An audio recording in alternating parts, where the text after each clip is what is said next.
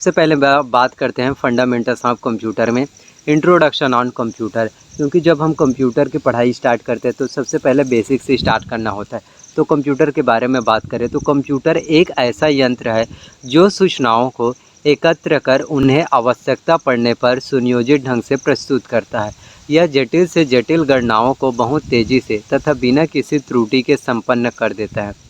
क्योंकि कंप्यूटर एक ऐसा है, जब हम कुछ भी चीज़ इनपुट करते हैं वो हमें आउटपुट के रूप में प्रदान करता है और बिल्कुल एग्जैक्ट सही करता है। अर्थात दूसरे शब्दों में हम जो है यह कह सकते हैं कि कंप्यूटर एक ऐसा इलेक्ट्रॉनिक डिवाइस है जो कि एक यूज़र द्वारा किए गए डाटा इन्फॉर्मेशन को स्वीकार करके प्रोसेस करता है, एक वांछित परिणाम देता है। क्योंकि जो चीज़ हम इनपुट करते हैं, जैसे मैंने आपको बताया, जो भी चीज़ हम सर्च करते हैं वो हमें एग्जैक्ट जो हम डाटा इन्फॉर्मेशन चाहते हैं वो डाटा इन्फॉर्मेशन हमें प्रोवाइड कराता है एक यूज़र द्वारा। हम यूज़र हैं और कंप्यूटर हमें वो डाटा इन्फॉर्मेशन जो है प्रोवाइड कराता है जो भी हम चाहते हैं। अब बात करते हैं कंप्यूटर की उत्पत्ति जो है कहाँ से हुआ है। तो कंप्यूटर शब्द की उत्पत्ति अंग्रेजी भाषा के कंप्यूट शब्द से हुई है। कंप्यूटर कहाँ से लिए गए हैं? अंग्रेजी भाषा के कंप्यूट से, जिसका अर्थ क्या होता है? जिसका अर्थ होता है कैलकुलेशन। कैलकुलेशन का मतलब होता है गणना, इसका अर्थ होता है कैलकुलेशन होता है। तो यहीं से जो है इसका स्टार्ट हुआ है। अब बात करते हैं हिस्ट्री ऑफ कंप्यूटर। तो कंप्यूटर का विकास लगभग 3000 साल पहले हुआ है। इसका उपयोग सभी वर्ग के लोग आज अपने दैनिक जीवन में कर रहे हैं। जैसे आप सभी को पता है कंप्यूटर पूरा बेसिक हो गया है, हर सभी लोग पूरे कंप्यूटर को जो है यूज़ कर रहे हैं। अतः यह कह सकते हैं कि आज का वर्तमान युग कंप्यूटर युग है। कंप्यूटर के विकास में अलग अलग वैज्ञानिकों ने अपनी अहम भूमिका निभाया, क्योंकि आज का जो युग है 21वीं सदी का वो पूरा कंप्यूटर का युग है। और इसमें जो है कंप्यूटर के क्षेत्र में जो है बहुत से वैज्ञानिक है जिसका योगदान काफ़ी महत्वपूर्ण है और उनके वजह से हम जो है कंप्यूटर का यूज़ कर पा रहे हैं। तो आगे मैं आपको बताता हूँ कि कौन कौन से हैं। तो सबसे पहले हम चाइनीज़ पीपल। तो क्या हम इसके बारे में आप लोगों को पूरा बताता हूँ। चाइनीज़ पीपल, तो चाइनीज़ पीपल ने अबेकस नाम के कंप्यूटर का विकास किया। इसमें क्या होता था अबेकस में? इसमें एक लकड़ी के तख्ते पर विभिन्न कड़ियों में मोती का प्रयोग होता था, जो कि तारों का एक फ्रेम होता था। इन तारों में बीट पिरोए रहते थे। यह फ्रेम जो है दो अलग अलग भागों में बांटा गया था। इस मशीन का सबसे पहले आविष्कार जो है चीन में हुआ, फिर बाद में मिस्र में, रोम में, जापान तथा भारत जैसे देशों में जो है धीरे धीरे विस्तार जो है होने लगा। आजकल इसका प्रयोग प्राइमरी एजुकेशन में बच्चों को गिनती सिखाने के लिए किया जाता है अबेकस का। जो भी डिटेल्स मैं आप लोगों को बता रहा हूँ वो सभी बारीकी से आप लोग जो है चाहे तो आप अपने कॉपी में नोट डाउन कर सकते हैं, क्योंकि कोई भी कंपटीशन एग्ज़ाम हो, चाहे आप कुछ भी चीज़ सीख रहे हैं कंप्यूटर की नॉलेज, तो उसमें आप अगर ये सोचेंगे कि मुझे थोड़ा सा जानकारी 4 लाइन का 10 लाइन का मिल जाएगा और उसमें मैं एग्ज़ाम क्वालिफाई कर लूँगा या फिर मेरे को सभी चीज़ ईज़िली समझ में आ जाएगा, तो ऐसा नहीं है। आप लोगों को कम्प्लीटली पूरा अच्छे से पढ़ना होता है बारीकी से, तभी आप जाकर एक बेसिक से पूरा एडवांस लेवल तक पहुँचते हैं। तो पूरा लास्ट तक ज़रूर देखना और सभी चीज़ जो भी पॉइंट मैं आपको बता रहा हूँ उन पॉइंट को आप नोट डाउन कर सकते हैं, चाहे तो आप जो मैं बता रहा हूँ उसको। बात करते हैं जॉन नेपियर की। ये वैज्ञानिक ने अपने कंप्यूटर के क्षेत्र में कौन से महत्वपूर्ण इंपॉर्टेंस जो है योगदान दिया। तो 1617 में स्कॉटलैंड के गणितज्ञ जॉन नेपियर ने बोन्स उपकरण का जो है आविष्कार किया, जो कि साधारण गुणा भाग करने के लिए हाथी के दांत के आयताकार छड़ों पर संख्याएं खोदकर जो है गणना की जाती थी। इसमें मुख्य रूप से 10 छड़ें होती थी, जिसका प्रयोग अंकों के गणना करने के लिए किया जाता था, जिसका नाम क्या रखा गया? जॉन नेपियर ने इसका आविष्कार किया और इसका नाम जो है नेपियर बोन्स जो है रखा गया। अब बात करते हैं थर्ड वैज्ञानिक के। यह है आप हमारा विलियम आउटरेड। तो विलियम आउटरेड ने सन 1632 में एक स्लाइड रूल का आविष्कार किया, जो 3 शताब्दियों तक मुख्य गणना के लिए बना रहा।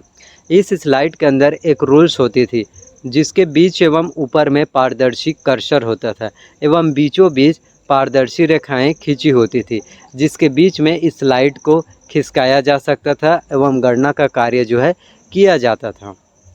फिर है ब्लेस पास्कल। क्योंकि ब्लेस पास्कल को आप लोग जानते होंगे, कंप्यूटर के क्षेत्र में सबसे ज़्यादा इम्पोर्टेंस और महत्वपूर्ण योगदान जो है ब्लेस पास्कल का ही है। तो ब्लेस पास्कल यह एक फ्रेंच गणितज्ञ थे। इन्होंने 1620 ईस्वी में पास्कल कैलकुलेटिंग मशीन का आविष्कार किया था। यह सबसे पहले लिखने वाला यांत्रिकी कैलकुलेटिंग मशीन था जो कि पीतल के गेरों पर जो है आधारित है। कैलकुलेटिंग मशीन है। यह विभिन्न चक्रों एवं पहियों से बना होता था जिनमें 0 से 9 तक के अंक जो है छपे होते थे। प्रत्येक चक्रों का स्थानीय मान होता था। मान की बात करें तो जैसे आपका इकाई, दहाई, सैकड़ा आदि। पास्कल की इस एडिंग मशीन को पास्कलिंग कहा गया। आज भी कार व स्कूटर के स्पीडोमीटर में यह सिस्टम उपयोग में जो है लाया जाता है जो ब्लेस पास्कल ने आविष्कार किया था। आज भी इसका यूज़ होता है। फिर चार्ल्स बैबेज। तो चार्ल्स बैबेज का कंप्यूटर के इतिहास में 19वीं शताब्दियों का प्रारंभिक समय का स्वर्णिम युग माना जाता है। चार्ल्स बैबेज कंप्यूटर के क्षेत्र में बहुत ही महत्वपूर्ण योगदान इनका है। चार्ल्स बैबेज ने 1833 में स्वचालित कैलकुलेटर की परिकल्पना की जिसमें इन्होंने कृत्रिम मेमोरी की परिकल्पना की थी, जिसमें कृत्रिम मेमोरी एवं दिए गए प्रोग्राम की संगणना जो है आसानी से कर सके। तो चार्ल्स बैबेज ने कृत्रिम मेमोरी की जो है परिकल्पना किया था और उन्होंने सोचा था कि हम एक ऐसा बनाएंगे जिसमें प्रोग्राम की गणना जो है हम आसानी से कर सके। तो चार्ल्स बैबेज ने 40 साल के अथक परिश्रम और सरकारी मदद के बावजूद भी इस यंत्र को नहीं बना सके क्योंकि उस समय अधिक तकनीकी क्षमता विकसित नहीं हो पाई थी। चार्ल्स बैबेज के पास इसका पूरा नॉलेज था लेकिन उस टाइम क्या था कि हर एक चीज़ के बारे में जो है तकनीकी उतना इक्विपमेंट नहीं था जिसके कारण वो इस चीज़ को नहीं कर पाए। न ही विद्युत की सुविधा थी। फिर उन्होंने एक ऐसे मशीन का आविष्कार किया जो भाप से चलती थी। इस मशीन में गियर व सॉफ्ट लगे होते थे। क्या किया कि उस तकनीक का वो जो तकनीक की रिक्वायरमेंट्स है वो तकनीक अवेलेबल नहीं था। फिर भी उन्होंने हिम्मत नहीं हारा। फिर ऐसे मशीन का आविष्कार किया जिसमें भाप से चलती थी, जिसका नाम क्या रखा गया, जिसका नाम जो है डिफरेंस इंजन रखा गया। बाद में एनालिटिकल इंजन बनाया गया। डिफरेंस इंजन से एनालिटिकल इंजन। इसलिए चार्ल्स बैबेज को कंप्यूटर विकास का जनक कहा जाता है। यदि कभी क्वेश्चन आए कि कंप्यूटर का पितामह किसे कहा जाता है, कंप्यूटर का जनक किसे कहा जाता है, तो कंप्यूटर के विकास का जनक जो है चार्ल्स बैबेज को कहा जाता है। फिर आगे देखते हैं हरमन होलेरिथ। तो इन्होंने क्या किया, 1890 में अमेरिकन वैज्ञानिक डॉक्टर हरमन होलेरिथ का लगभग 50 सालों के बाद बैबेज की कल्पना को साकार किया। जैसे मैंने आपको बताया चार्ल्स बैबेज जी ने वो तकनीक रिक्वायरमेंट्स उस टाइम नहीं था लेकिन उनके सपनों को इन्होंने हरमन होलेरिथ ने परिकल्पना को जो है साकार किया और उन्होंने उन्हीं के जो फार्मूला था उन्हीं पर काम किया। इन्होंने अपने विभाग अमेरिका के जनगणना ब्यूरो के लिए एक इलेक्ट्रिक टेबुलेटिंग मशीन बनाई जो पंच कार्डों के मदद से सारा कार्य स्वचालित रूप से करता है। पंच कार्ड में निर्धारित कोड के अनुसार छेद कर दिए जाते हैं। पंच कार्ड में जहां पर छेद होते थे उसे 1 एवं छेद नहीं होते थे उसे 0 से प्रदर्शित करते थे। ये फार्मूला उसने लगाया। सन 1896 में हरमन होलेरिथ ने पंच कार्ड यंत्र बनाने की एक कंपनी टेबुलेटिंग मशीन स्थापित की। क्योंकि पंच कार्ड जो है अलग अलग होते थे तो इसलिए इन्होंने एक कंपनी ही स्थापित कर दी, टेबुलेटिंग मशीन। 1924 में यह कंपनी अन्य कंपनी के साथ विलय होकर इंटरनेशनल बिजनेस मशीन हो गया। इस बात को जो मैं आपको बताया सोचिए, IBM का फुल फॉर्म भी आता है इंटरनेशनल बिजनेस मशीन। तो किस तरह से पंच कार्ड बनाने के लिए एक कंपनी स्टार्ट किया टेबुलेटिंग मशीन, फिर इसने जो है अन्य कंपनियों के साथ विलय किया, फिर ये IBM इंटरनेशनल बिजनेस मशीन के रूप में जो है कन्वर्ट हो गया। तो 1924 ये भी आप याद रख सकते हैं। तो कंप्यूटर के क्षेत्र में जो वैज्ञानिकों ने अपना महत्वपूर्ण भूमिका निभाई है वो सभी वैज्ञानिक, आपको 6 वैज्ञानिक मैंने आपको बता दिया। अब देखते हैं एप्लीकेशन ऑफ कंप्यूटर जनरेशन। तो कंप्यूटर जनरेशन के आपको बताऊंगा first generation, second generation, third, fourth, fifth, सभी जनरेशन के बारे में आप लोगों को बताऊंगा कि कौन सी जनरेशन में किस कंप्यूटर का विकास जो है हुआ। तो सन 1946 में पहला इलेक्ट्रॉनिक कंप्यूटर बना। अब तक इन कंप्यूटर में अनेक संशोधन किए जा चुके हैं। कंप्यूटर में यह संशोधन उसमें लगे कल पुर्जों के आधार पर किया गया था। तो जो भी पहले जो साधन था उसी के आधार पर जो है उसमें इक्विपमेंट में जो है इम्प्रूवमेंट किया गया। कंप्यूटर में किए गए संशोधनों को जनरेशन का नाम जो है दिया गया है। जैसे वर्ज़न होता है ना कि ये न्यू वर्ज़न, तो उसी को जो है जनरेशन का नाम दिया गया है। जनरेशन के आधार पर कंप्यूटर को 5 भागों में बांटा गया है। यदि आपका एग्ज़ाम में क्वेश्चन है कि कंप्यूटर को कितने जनरेशन में बांटा गया है, तो आप कहना 5, कंप्यूटर के 5th जनरेशन। एक और होता है लेकिन वो बाय डिफ़ॉल्ट होता है। फर्स्ट जनरेशन की बात करें तो फर्स्ट जनरेशन ऑफ कंप्यूटर, इस जनरेशन की शुरुआत सन 1946 से 1955 तक के बीच को कहा जाता है। ये भी आप याद रखिए। इस पीढ़ी के कंप्यूटर में डायोड वाल्व नामक इलेक्ट्रॉनिक युक्ति का प्रयोग होने लगा, जिसे वैक्यूम ट्यूब भी कहते हैं। तो जो भी जनरेशन कंप्यूटर जनरेशन मैं आपको पढ़ा रहा हूँ, ये कंप्यूटर जनरेशन को आप बारीकी से समझिए। आपके एग्ज़ाम के लिए काफ़ी ज़्यादा इम्पोर्टेंस है, और आप कंप्यूटर कोर्स कर रहे हैं तो आपको इन सब के जो है नॉलेज अच्छे से होने चाहिए, जिसे वैक्यूम ट्यूब भी कहते हैं, जो कि अत्यधिक ऊष्मा उत्सर्जित करती थी। विद्युत के संवहन से गर्म होने के कारण जल्दी खराब हो जाते थे। इसे गर्म होने से बचाने के लिए अधिक मात्रा में एसी का प्रयोग किया जाता था। एसी मतलब एयर कंडीशनर, वातानुकूल। तो फिर जेपी इकर्ट एवं जॉन मचली ने सन 1946 में एक कंप्यूटर का निर्माण किया, जिसका नाम electronic numerical integrated and calculator रखा गया, जिसको वो हम शॉर्ट में बोलते हैं इनैक, ENIAC। इसका यदि फुल फॉर्म आता है तो इस फुल फॉर्म को आप जो है याद रख सकते हैं। यह विश्व का सबसे पहला व्यापक स्तर का बहुउद्देशीय इलेक्ट्रॉनिक कंप्यूटर था, जिसमें 18,000 ट्यूब्स मतलब होता है निर्वात, 70,000 रजिस्टर प्रतिरोध और 10,000 जो है कैपेसिटर्स जो है लगे हैं, और इसमें 60,000 स्विच होते थे। 150 kV पावर कंज्यूमिंग ये करता था, 27 टन वेट था, और 100 फीट लंबाई एवं 10 फीट जो है ऊंचाई में था। फलस्वरूप वनज एवं वनज मतलब है वन, वजन एवं आकार में अधिक होने के कारण इसे एक स्थान से दूसरे स्थान नहीं ले जाया जा सकता था। तो जो फर्स्ट जनरेशन का कंप्यूटर था वो इतना भारी था, वजन में भी और आकार में भी, कि हम उसे एक जगह से दूसरे जगह शिफ्ट नहीं कर सकते थे। अब इसकी विशेषताएं देख लेते हैं।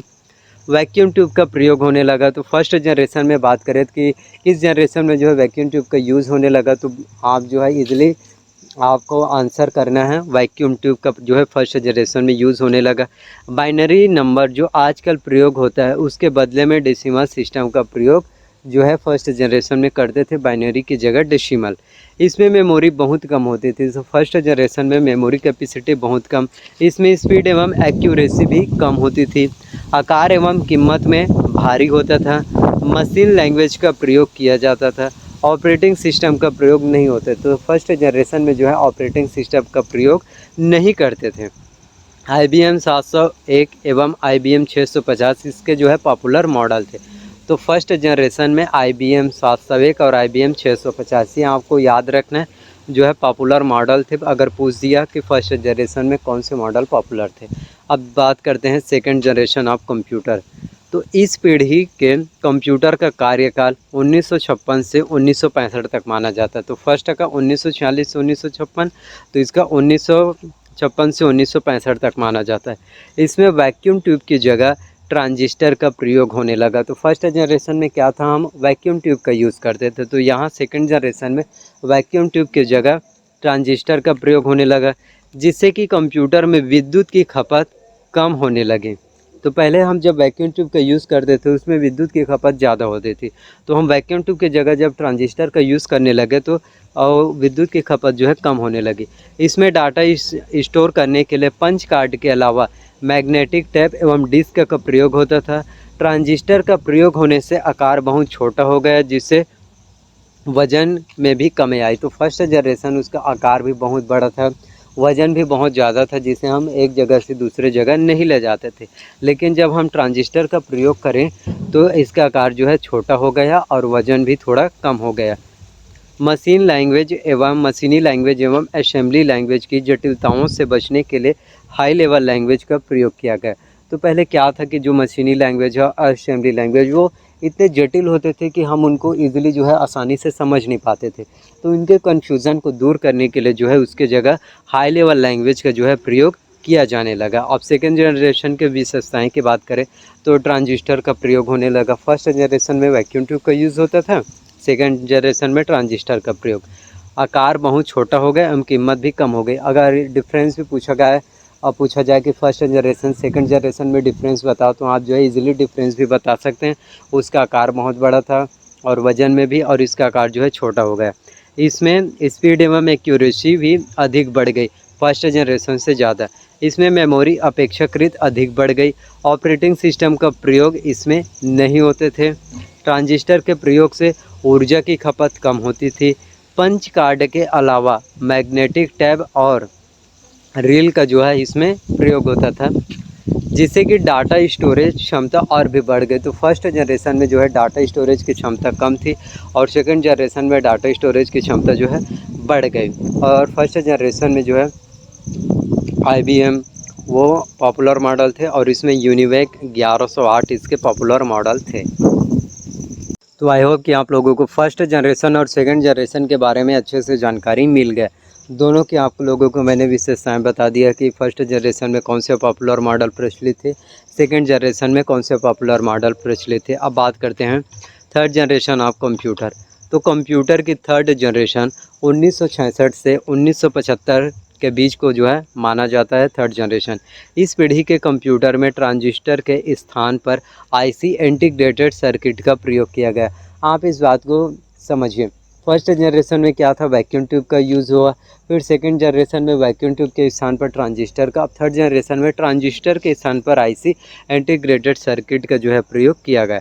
एक IC सैकड़ों कंपोनेंट का कार्य अकेले ही कर सकता था, जिससे वजन एवं आकार में काफ़ी कमी आई एवं विद्युत ऊष्मा की खपत पहले की अपेक्षा काफ़ी कम हो गई। तो इसमें क्या था, IC का जब हम यूज़ करने लगे ट्रांजिस्टर के स्थान पर, तो जो पहले आकार कम था वो आकार और भी कम हो गया और इजीली हम उसको आसानी से एक जगह से दूसरे जगह ले जाते थे और आसानी से कुछ भी कर सकते थे, जो हम फर्स्ट जनरेशन और सेकंड जनरेशन में नहीं कर पाए। तो IC के प्रयोग से ये काफ़ी आसान हो गया।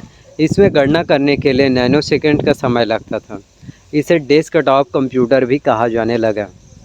इसमें तकनीकी सुधार होने से मरम्मत आसान हो गया एवं मेमोरी स्टोरेज की क्षमता बढ़ गई। जो फर्स्ट सेकंड जनरेशन था उससे काफ़ी गुना इसमें जो है मेमोरी स्टोरेज की क्षमता बढ़ गई। इस पीढ़ी के कंप्यूटर का प्रयोग शिक्षा, व्यवसाय, सरकारी विभागों में होता था। तो थर्ड जनरेशन के कंप्यूटर से हम एजुकेशन, बिजनेस और सरकारी दफ्तरों में जो है ऑफिस वर्क के लिए भी इसका यूज़ होता था। विशेषताएँ की बात करें तो IC का प्रयोग होने लगा। अपेक्षाकृत आकार एवं भार बहुत ही कम हो गई। इसमें मेमोरी जो है अपेक्षाकृत अधिक बढ़ गई। जो पहले कम, अब पहले थोड़ा बढ़ा था उससे और ज़्यादा हो गया। इसमें स्पीड में एक्यूरेसी भी अधिक बढ़ गई पहले की अपेक्षा।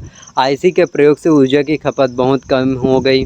ऑपरेटिंग सिस्टम का प्रयोग होने लगा। तो फर्स्ट और सेकंड जनरेशन में क्या था कि ऑपरेटिंग सिस्टम का प्रयोग नहीं करते थे, लेकिन थर्ड जनरेशन में जो है ऑपरेटिंग सिस्टम का प्रयोग होने लगा।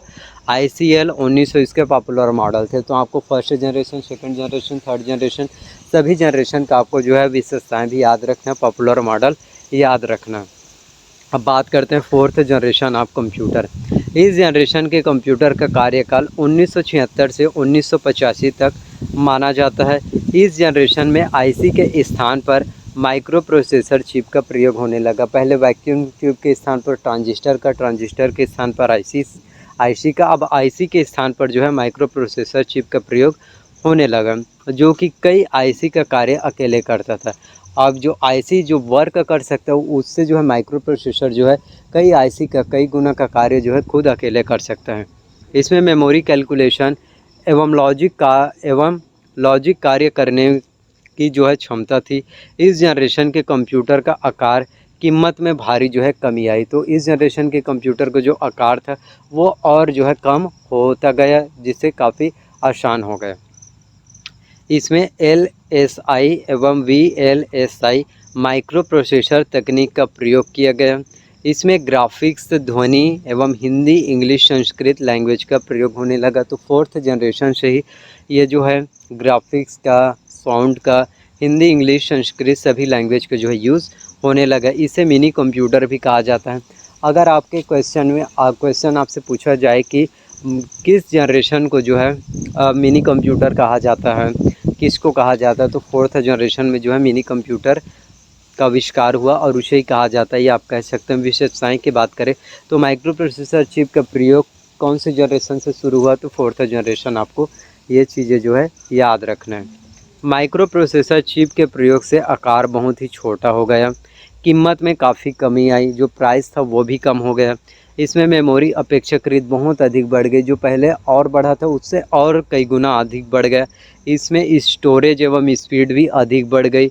ऑपरेटिंग सिस्टम का प्रयोग इसमें होने लगा और 4th जनरेशन का इंटेल 404 इसके पॉपुलर मॉडल थे। 4004 इसके पॉपुलर मॉडल थे।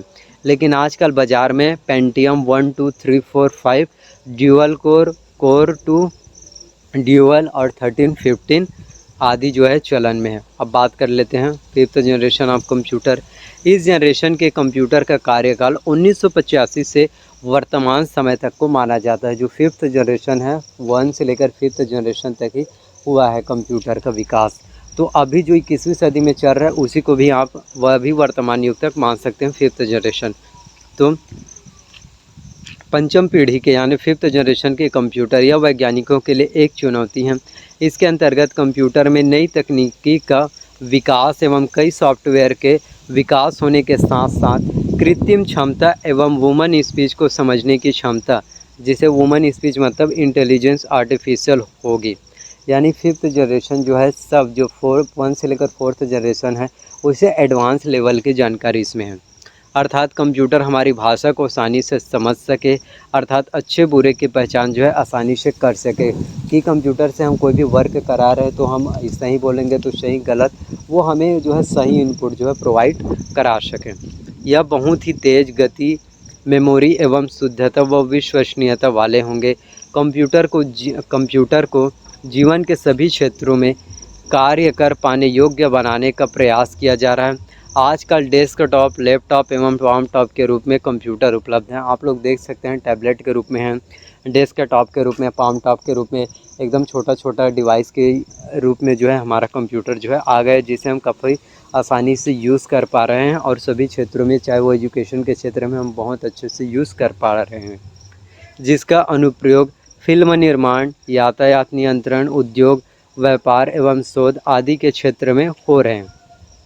साउंड, ग्राफिक्स, पिक्चर, टेक्स्ट एवं इमेज आदि इसी जनरेशन में विकास हुआ। जो हम इमेज का यूज़ करते हैं, साउंड, ग्राफिक्स का, टेक्स्ट का, ये सभी जो है 5th जनरेशन में ही इन सभी का जो है विकास हुआ है।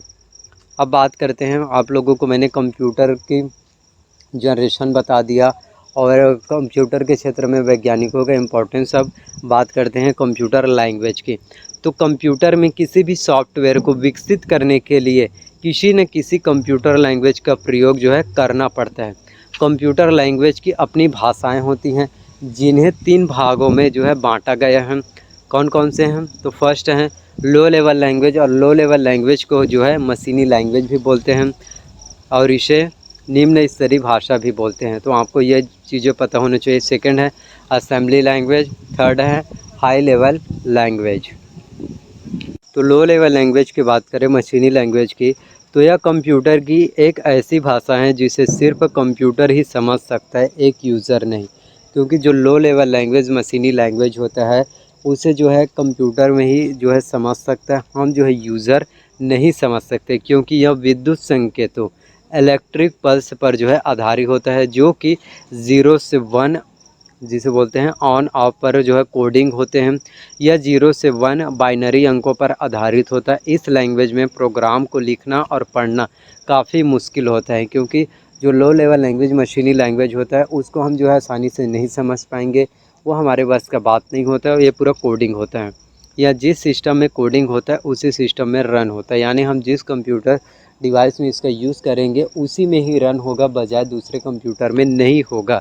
इसे एक स्थान से दूसरे स्थान में ट्रांसफ़र नहीं किया जा सकता, हम इसे शेयर नहीं कर सकते। इस लैंग्वेज का प्रयोग फर्स्ट जनरेशन के समय होता था, इसलिए इसे फर्स्ट जनरेशन लैंग्वेज भी कहा जाता है। यानी मशीनी लैंग्वेज का यूज़ जो है फर्स्ट जनरेशन में भी होता था। एग्जाम्पल की बात करें तो आपका 0 से 0 या 1। गुण की बात करें इसके इम्पोर्टेंस की फर्स्ट जनरेशन के, तो कंप्यूटर के संपूर्ण स्पीड और मेमोरी का सही यूज़ होता है। यह ऑपरेटिंग सिस्टम के काफ़ी निकट होता है। इसमें लिखे गए प्रोग्राम को निष्पादित करने की गति अधिक होती है। इसमें प्रोग्राम निर्देशों का अनुवाद नहीं होता, इसमें यानी हम जो चीज़ लिखेंगे वो हमें ट्रांसलेट करके नहीं देगा। दोष की बात करें तो प्रोग्रामर को कोड नंबर याद रखने पड़ते हैं, इससे कोडिंग करना कठिन था जबकि समापन आसान। जैसे आप यदि कोडिंग सीख गए तो उसका फिनिशिंग समापन जो है आसानी से हो जाता है। इसे छोटी एवं सामान्य प्रोग्राम के लिए प्रयोग किया जाता था। निर्देशों में जटिलता होती थी जिससे कि समुचित उपयोग नहीं होता था। यह जिस कंप्यूटर में कोडिंग होता था उसी कंप्यूटर में रन होता था, यही इसका दोष है जो नहीं होना चाहिए था। अब बात कर लेते हैं असेंबली लैंग्वेज। आप लोगों को मैंने मशीनी लैंग्वेज, लो लेवल लैंग्वेज बता दिया। अब बात करते हैं सेकंड लैंग्वेज, असेंबली लैंग्वेज। तो मशीनी लैंग्वेज की जटिल प्रोग्राम को दूर करने के लिए इस लैंग्वेज का प्रयोग किया गया, क्योंकि जो हम मशीनी लैंग्वेज का यूज़ करते थे वो काफ़ी जटिल था। उस उसके जगह हम जो है असेंबली लैंग्वेज का यूज़ किए, जिससे सभी चीज़ों को समझने में आसानी हो। तो इसमें अल्फ़ा न्यूमेरिक सिंबल का प्रयोग किया गया था, जिससे क्रियात्मक संकेतों को नॉमनिक कोड में व्यक्त किया जाता था, जिन्हें मानव मस्तिष्क आसानी से समझ सकता था। इस लैंग्वेज को 1950 में इंट्रोड्यूस किया गया था, जिसे यूज़र आसानी से समझ सकता था। यानी कि हम जो है लो लेवल लैंग्वेज, मशीनी लैंग्वेज, निम्न स्तरीय में जो कोडिंग जो होते थे वो इतने जटिल होते थे कि हम समझ ही नहीं पाते थे। लेकिन जब से हम वह लो लेवल लैंग्वेज की जगह, मशीनी लैंग्वेज की जगह असेंबली लैंग्वेज का यूज़ हुआ, हम उसको आसानी से समझ सकते हैं। एग्जाम्पल जोड़ने के लिए एडिशन, सब्ट्रैक्शन, मल्टीप्लिकेशन, यानी कि असेंबली लैंग्वेज जब आया तो हम गुणा कर सकते हैं, जोड़ सकते हैं, घटा सकते हैं, भाग कर सकते हैं, सभी चीज़। गुण की बात करें, यह इंग्लिश लैंग्वेज से काफ़ी मिलती जुलती हैं। यह अपेक्षाकृत आसान लैंग्वेज है, जो मशीनी लैंग्वेज है उससे काफ़ी आसान है। इसमें प्रोग्रामर की समय की बचत होती है, निर्देशों में त्रुटियां कम होती है, यानी इसमें त्रुटियां बहुत कम देखने को मिलता है। मशीनी लैंग्वेज की अपेक्षा निर्देशों में बदलाव शीघ्रता से किया जा सकता है, यानी कि हम इसमें कोई भी गलत करेक्शन इसमें हम जो है असेंबली लैंग्वेज में आसानी से कर सकते हैं। और इसमें दोष की बात करें असेंबली लैंग्वेज में, तो यह लैंग्वेज सरल किंतु प्रोग्रामर के समझने में कठिन होता था। यानी कि आसान तो है लेकिन ईज़िली जो है समझ में नहीं आता था। इस लैंग्वेज में भूल त्रुटियों को ढूंढना कठिन होता था। यदि हम कुछ भी चीज़ एकदम ज़्यादा ही हो गया तो हम उसको ढूंढने में बहुत ज़्यादा प्रॉब्लम हो जाता था कि कहाँ पर मिस्टेक हुआ है करके।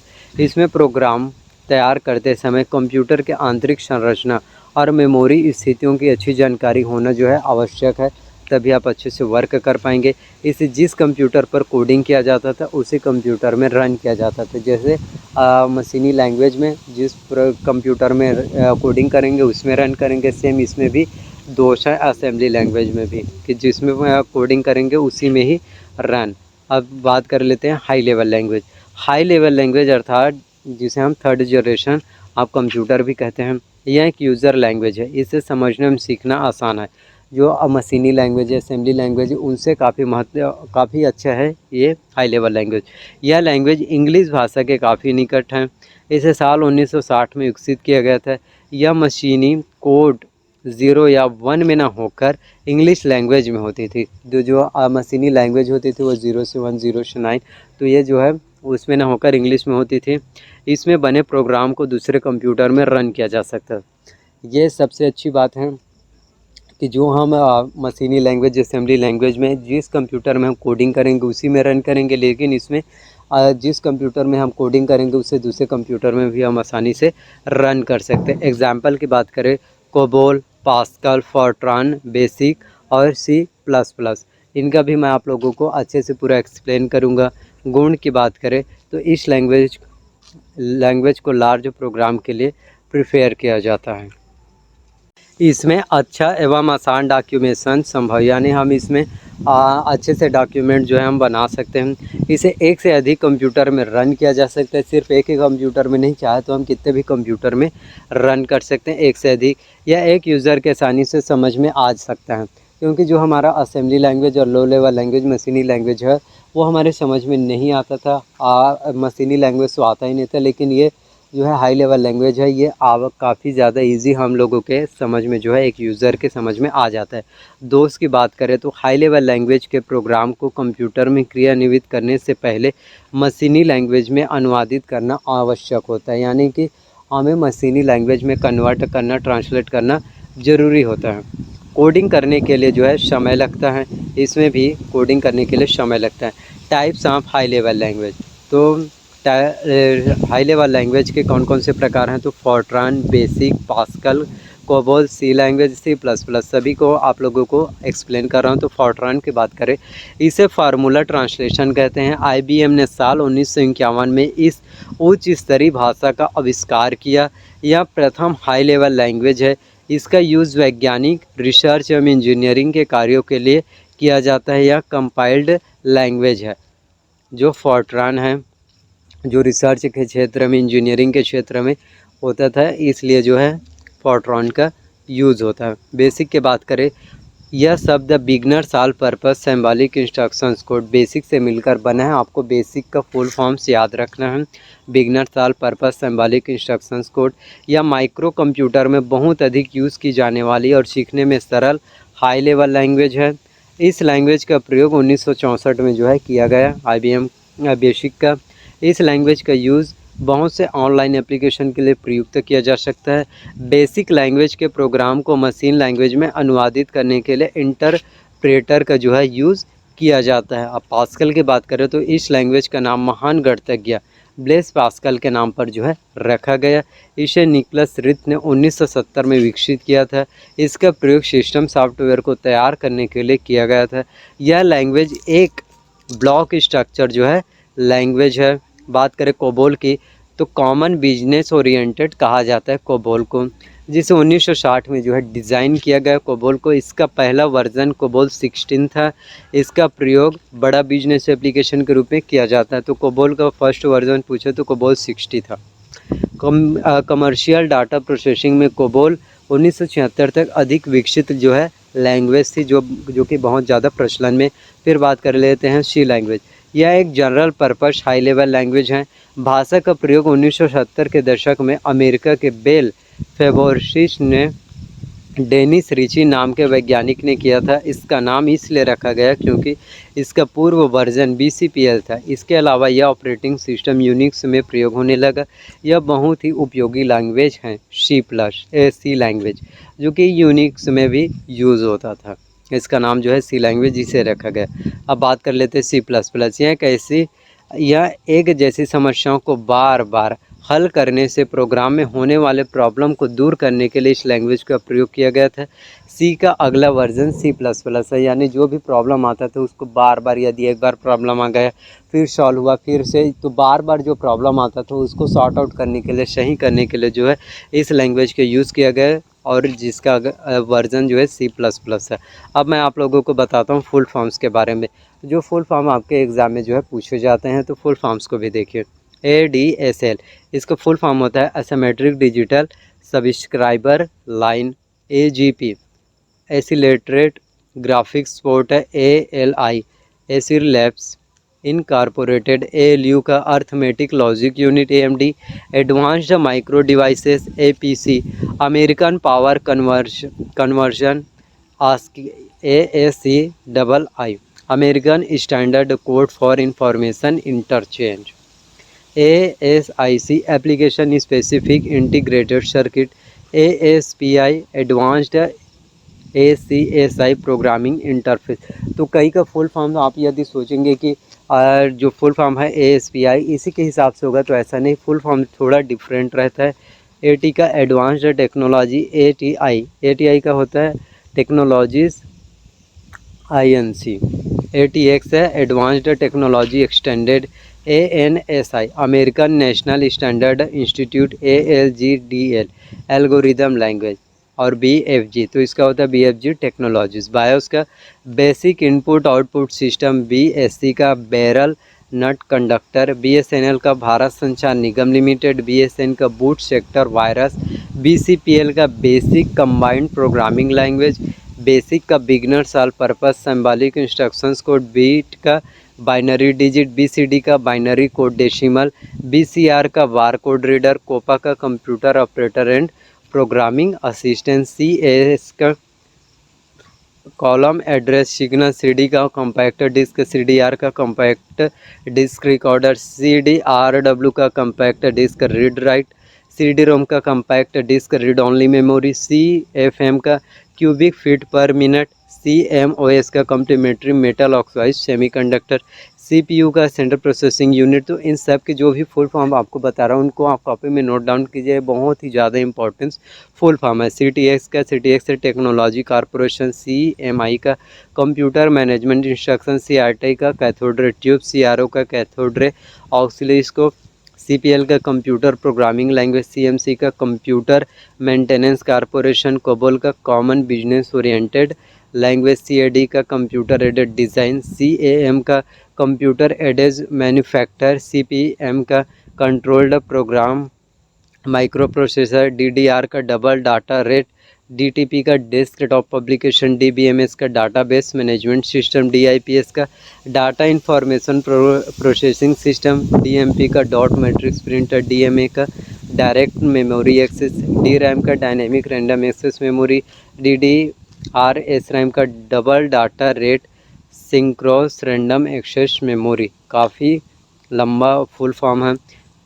FSB का फ्रंट साइड बस, GB का गीगाबाइट, GBPS का गीगाबाइट पर सेकेंड, GUI का ग्राफिकल यूज़र इंटरफेस, HDD का हार्ड डिस्क ड्राइव, HTML का hyper text markup language, HTTP का hyper text transfer protocol, IBM का international business machine corporation, IC का integrated circuit, ISO का international standard organisation, IPS का internet protocol system, KBPS का kilobyte per second, KB का kilobyte, LAN का local area network, LCD का liquid crystal display, LED का light emitting diode, MICR का magnetic ink character reader, MB का megabyte, OS का operating system, OCR का optical character reader, OMR का optical mark reader, OU का output unit, PC का personal computer, PCB का printed circuit board, PP का point to point protocol, RAM का random access memory, ROM का read only memory,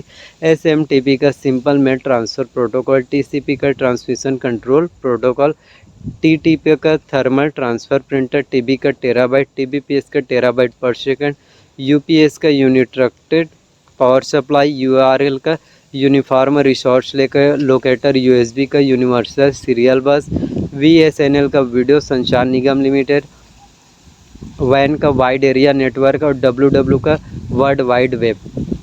तो ये आपका जो है फुल फॉर्म्स हो गया। तो आई होप कि जितने भी जानकारी मैंने आप लोगों को कंप्यूटर की दिया वो सभी जानकारी आप लोगों को पसंद आए। अगर आप लोगों को कंप्यूटर की और नॉलेज चाहिए तो प्लीज़ वीडियो को लाइक करो, शेयर करो, कमेंट में जो भी चीज़ पूछना चाहते हैं पूछ सकते हैं। तो मिलते हैं नेक्स्ट वीडियो में। So thank you.